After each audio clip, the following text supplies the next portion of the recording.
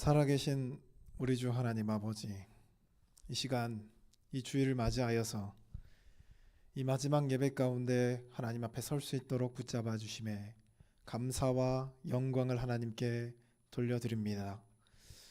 이 공동체 하나님께서 기뻐 받으시고 날로 새로워지며 날로 하나님께 똘똘 뭉치며 한 가치관과 한 소망을 품고 한 믿음을 가지고 하나님께 온전히 나갈 수 있도록 항상 붙잡아 주시옵소서. 이 모든 말씀 우리와 함께 해주실 줄 믿고 예수 그리스도의 이름으로 받들어 기도드리옵나이다. 아멘. 우리 하나님의 말씀은 사도행전 20장입니다.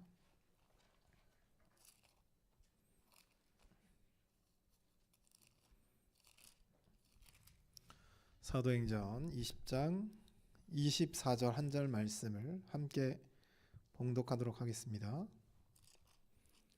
사도행전 20장 24절 말씀입니다.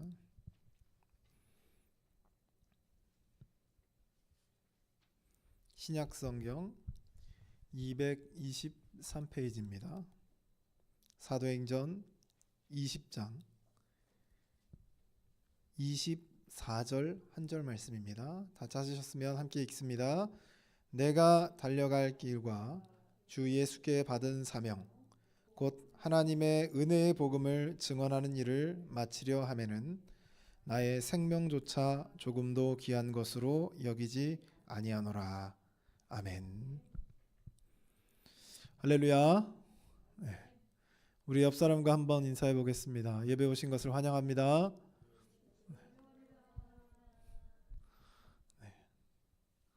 아까 찬양팀을 하는데 누가 세연이한테 이렇게 어려운 걸 시켰는지 네. 그래도 우리 조금 더 잘하려고 열심히 연습하고 나아가는 모습이 참 기특하고 분명 하나님께서 보시기에 기뻐하실 것입니다. 우리 사도행전의 말씀을 우리 잠깐 봐야 되는데, 우리 사도행전에 보면 성령의 능력을 힘입어서 사도들이 이제 복음을 전하기 시작합니다. 복음을 전하는데 마찬가지예요. 여러분의 삶을 통해서 복음을 전할 때도 반응이 두 가지로 나타납니다. 하나는 듣는 사람과 듣지 않는 사람이 있죠. 제가 이 얘기를 할 때마다 얘기를 하는데, 이 설교 강단 앞에 딱 쓰면 아마 학교 선생님도 마찬가지일 거예요.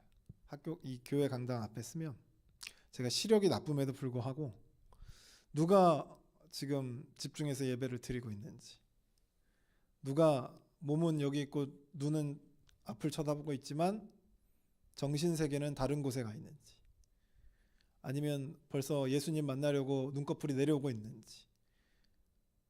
그래서 보통 그 설교자들이 만약 이쪽으로 이렇게 몸이 점점 기울어져요.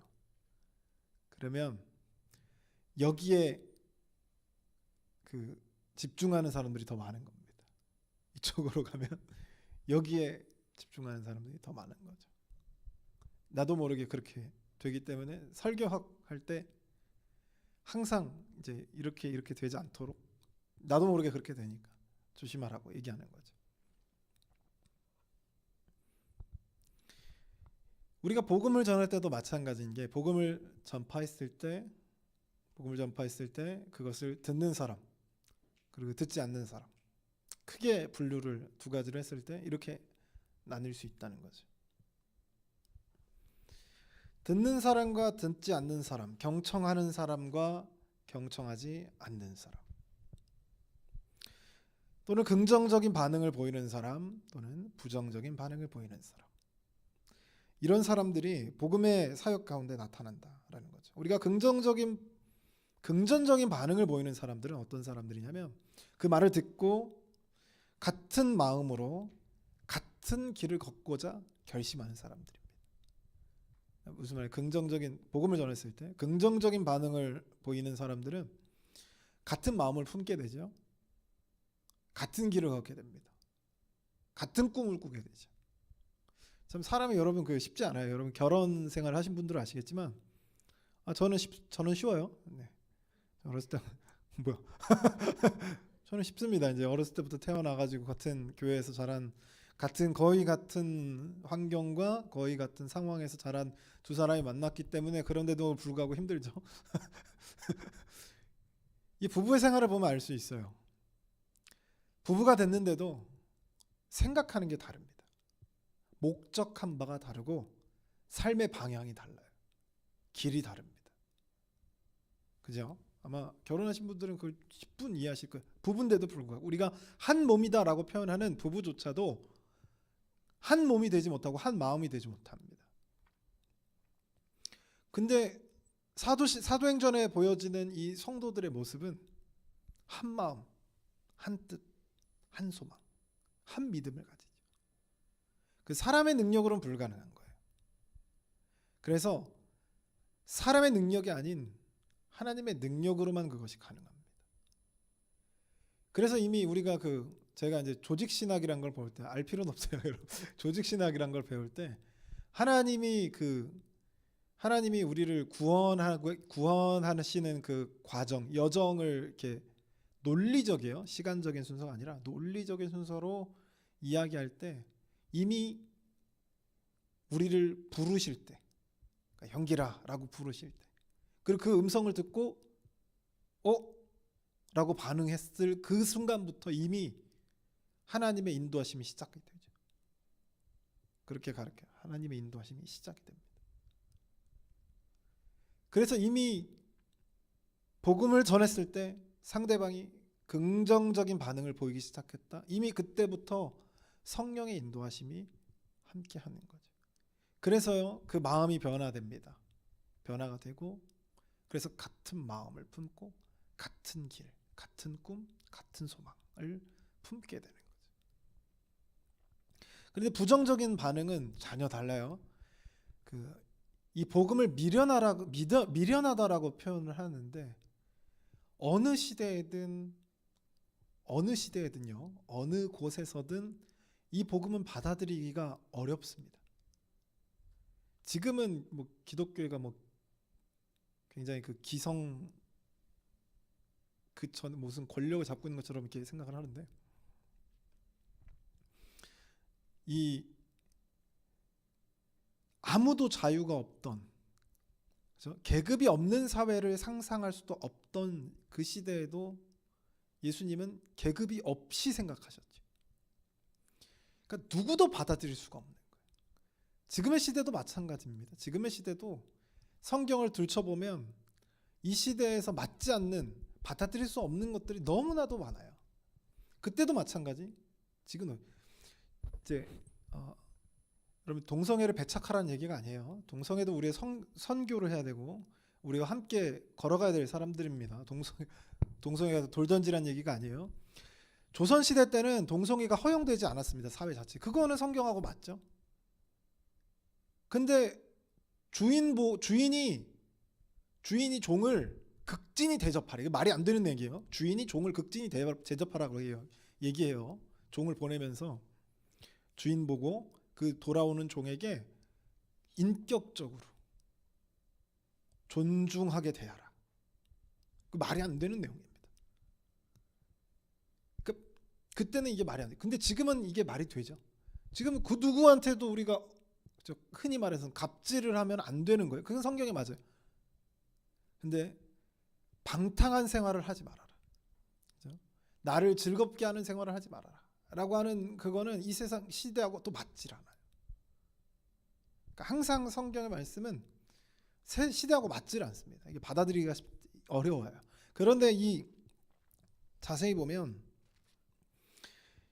긍정적인 반응을 보이는 사람들과는 반대로 이 부정적인 반응을 보이는 사람들이 굉장히 많았다는 거죠. 적은 게 아니라 굉장히 많이. 예수님도 유대 사회라고 하는 그 속에서도 예수님이 사역하셨는데도 불구하고 얼마나 예수님을 죽이고 싶은 사람들이 많은지 예루살렘 공식 재판, 그러니까 공개 재판이에요. 공개 재판에서 예수를 못 박아라라고 소리치는 거죠. 아니 며칠 전까지만 해도 예수님이 나귀 타고 오는 거 보고 막 예루살렘에 살렘 왕이 오셨다, 평강의 왕이 오셨다, 막 그렇게 막 환호하고 난리쳤던 사람들이 예수를 십자가에 못 박아라라고 소리치는 거죠. 그래서 이 사도들을 죽이려고 하던 시대, 긍정적인 사람들은 이 사도들을 따랐지만, 같은 마음을 품었지만, 부정적인 사람들은 어떻게 하면 이 사도들을 죽일까 생각했던 시대가 바로 사도행전의 시대였다는 거예요. 초대교회. 그 사도하면 우리가 떠오르는 사람의 한 사람이 있습니다. 여러분 누구냐면 바울이죠. 바울. 오늘 그 유초등부 설교에도 어떻게 보니까 겹쳤더라고요. 바울, 유초등부는 이제 공과대로 이렇게 움직이니까 바울이 중심이 돼서 설명했는데, 오늘 바울은 어떤 사람이냐면 예수님을 만나기 전에는 외형적으로 성공의 기로에 서 있던 사람입니다. 그러니까 당시에 그 유대 사회에서 이제 이름을 날리는 학자가 여럿 있었는데 그 중에 제일 으뜸은 가말리엘입니다. 가말리엘. 그러니까 당시 시대는 뭐 어느 대학 나왔냐, 어느 고등학교 나왔냐 이게 중요한 게 아니라 너 누구한테 배웠냐 이게 중요했거든요. 너 아리스토텔레스한테 배웠어? 이게 굉장히 중요했습니다. 너 플라톤의 제자냐? 이게 굉장히 중요했어요. 근데 지금 이 바울은 누구의 제자였냐면 가말리엘의 제자예요. 가말리엘은 바리새파 중에서 으뜸인 사람이에요.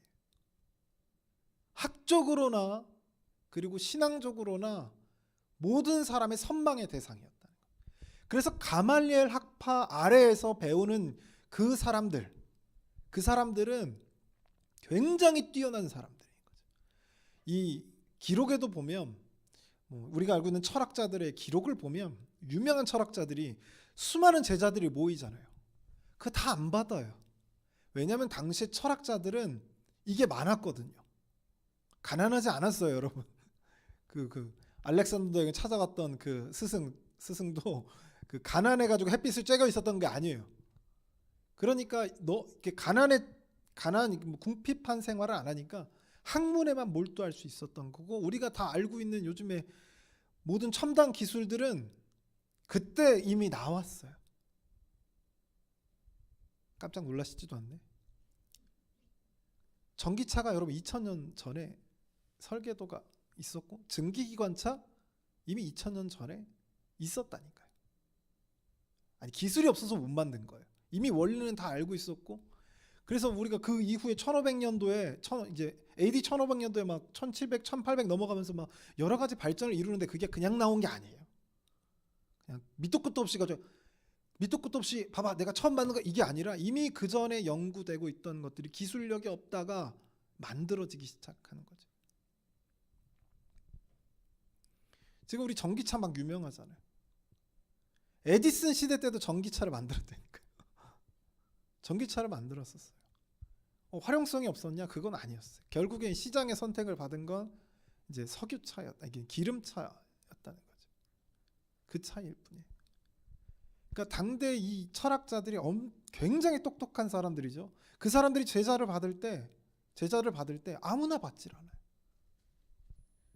지금 서울대 가는 거, 하버드대 가는 거 이거 뺨치는 거죠. 아무나 우선은 거기는 그 하버드대하고 뭐 서울대는 인성을 보진 않잖아요. 요즘엔 보긴 하지만 그 발견할 수가 없죠. 수습으로 들어와서 몇 년 동안을 거기서 이제 살펴보는 거예요. 근데 이 사람이 정말 괜찮고 학적으로 정말 뛰어나고 열심히 있고 게으르지 않고 이런 사람들만 선별해서 뽑는 거죠. 얼마나 많은 사람들이 모였겠어요. 근데 그 많이 모인 사람들 중에 뽑히는 사람은 손가락 안에 든다. 이 가말리엘 학파에 들어갔다는 얘기는 이제는 이 바울에게 미래를 걱정할 일이 없어요. 지금의 시대는 서울대 의대를 졸업을 한 거죠. 아니 서울대 의대를 들어간 거예요.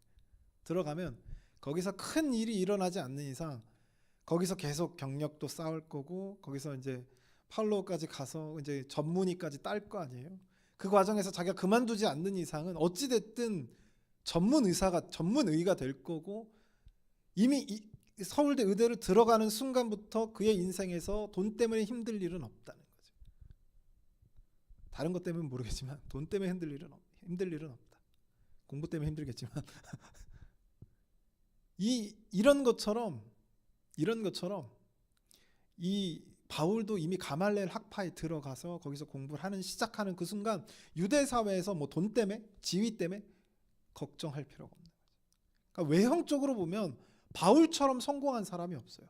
베드로하고는 전혀 다릅니다. 베드로는 그래 뭐 자기 배가 있을 만큼 재산도 있었고 좀 넉넉했지만 그래도 학적으로 보나 사회적인 지위로 보나 바울과 베드로를 비교할 수가 없어요. 바울과 베드로는 비교할 수가 없습니다. 그런데 베드로는 어찌 됐든 뭐 교회 리더자가 됐다는 것은 뭐 재정적으로는 뭐 궁핍해질 수 있지만 지위적으로는 높아졌잖아요. 근데 이 바울은 상황이 전혀 달라요. 바울은 이미 모든 걸 다 갖고 있는 사람. 돈 때문에 힘들 일이 없어요. 학식 때문에 누구한테 무시받을 일도 없습니다. 지위, 누가 자기를 깔볼 사람이 없어요.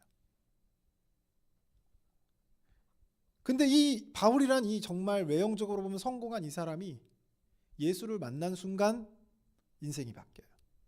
그래서 어떻게 되냐면 우리가 1990년도 때 예수를 믿으면 부자 될 그 기복신앙을 막 강조를 했었는데 그때 당시에 우리나라가 막 이렇게 발전하던 시대니까 자연스럽게 그게 녹아들어 버린 거죠. 근데 바울은 예수를 믿고 삶이 변한 순간 어떻게 됐냐면 외형적으로 실패한 인생이 됐습니다. 바울의 삶을 보세요. 복음을 전하는 그 바울의 삶을 보면 돈이 있어요? 돈이 없어요. 돈이 없어서 어떻게 하냐면 우리가 흔히 말하는 지금으로 말하는 알바도 합니다. 그 나이에 알바를 해요.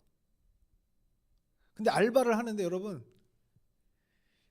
외국에서 이제 다른 나라에서 알바를 하게 되면 그 문화 자체가 여러분 이방 문화고 종교 자체가 그 이방신을 섬기는 우상에 대한 문화가 꽉 들어차 있죠. 거기서 알바를 해야 되는데 뭐 바울이 술알바를 할 수도 없고 거기서 뭐 우상을 조각하는 일을 할 수도 없고 여러 가지 할 수 있는 일이 거의 없는 거예요. 거기서 고르고 골라서 또 어렵게 알바를 한 거죠. 그렇게 알바를 하면서 자기 생활비와 선교비를 얻어서 사역을 하는 거예요. 그래서 항상 바울이 교회에다가 편지를 보낼 때 연보를 해달라는 표현을 씁니다. 자기 능력으로는 지금 예루살렘 교회가 어렵고 다른 교회가 이런 교회 막 여러 교회가 어렵죠. 당시에는 지금처럼 이렇게 부유한 시대가 아니니까 이쪽에서 흉년이 되면 여기 교회가 박삭 가라앉는 거예요. 막 굶어 죽는 사람들 생겨. 그러면 거기에 막 온 교회들이 거기에다가 막 연보를 해주는 거죠. 근데 그 바울이 그 역할을 감당했던 거예요. 왜냐하면 다 자기가 세운 교회들이 많으니까. 그래서 바울은 교회가 하나가 되길 바랬던 거죠. 항상.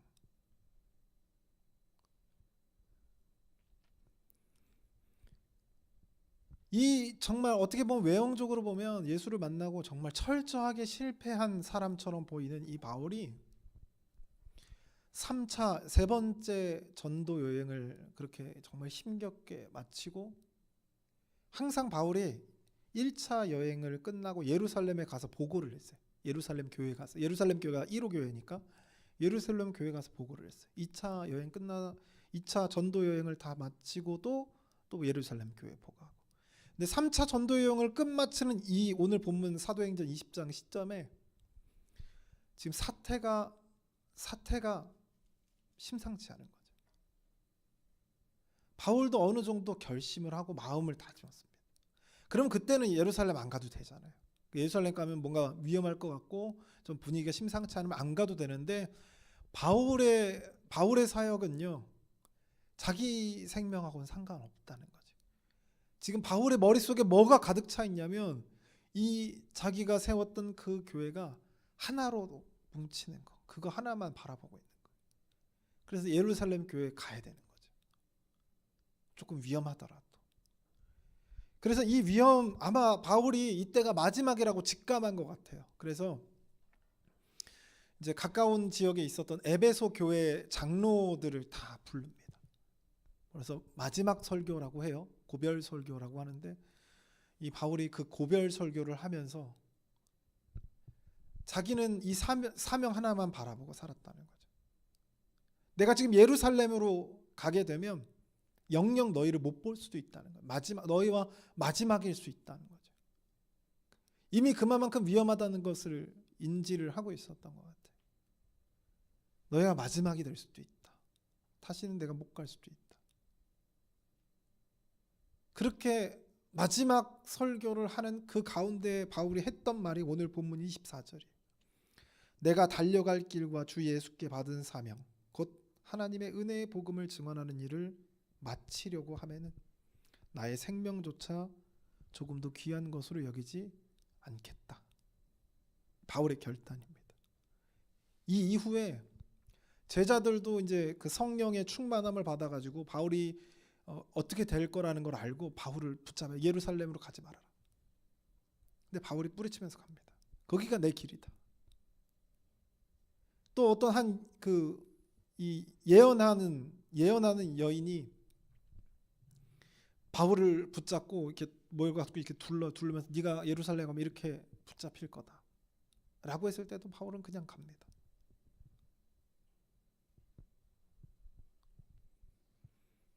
내 목숨보다 더 귀한 것이 무엇이기 때문이냐면 사명이기 때문이죠. 사랑하는 성도 여러분, 우리는 사명으로 살아야 합니다. 우리 교회 이제 민우 청년이 이제 토요일마다 이렇게 서울에서 교회로 와서 이제 찬양팀 연습도 하고 애들 악기도 가르치고 토요일마다 이렇게 넘어옵니다. 근데 이게 토요일 날 시간이 풀로 이제 있어서 뭐 토요일 날 전체 시간이 비어 있어서 오는 게 아니라 2시면 이제 또 가야 돼요. 또 가서 또 일을 하러 갑니다. 잠깐 틈 나는 시간에 오는 거예요. 그래서 제가 이제 물어봤죠.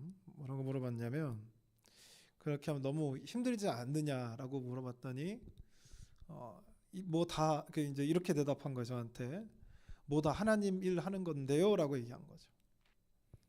그러니까 하나님의 일을 하려고 알바도 하는 거고 뭐 일도 하는 건데요라고 얘기하는 거죠. 오히려 그것이 참 저에게 위로가 됐습니다. 여러분 교회 봉사들 이렇게 막 하잖아요. 교회 봉사들을 막 시간을 내서 와서 합니다. 세연이도 드럼을 치고 여러 가지 뭐 찬양 인도자들도 찬양 인도를 하고 누가 뭐 돈을 주는 것도 아니고 페이를 그에 대한 합당한 무언가 다른 것을 주는 것도 아닌데 교회에는 참 많은 봉사자들이 있죠. 누가 돈을 줘서 봉사하는 것이 아닙니다. 내가 받은 사명 때문인 것이지. 그래서 우리는요 돈 때문에 사는 것도 아니고요, 그러니까 부자가 되기 위해서 사는 것도 아니고 우리가 나의 즐거움 위해서 사는 것도 아닙니다. 우리 그리스도인들은 사명을 가지고 살아가는 거죠. 사명으로 말미암아 사명을 위해 살아가는 거죠. 우리에게 진정 필요한 것은 다른 것들이 아니고 딱 이거라고 하는 겁니다. 사도행전 3장에 보면 그 성전 미문에 걸터 앉은 안진뱅이가 있었어요. 그러니까 태어날 때부터 안진뱅이.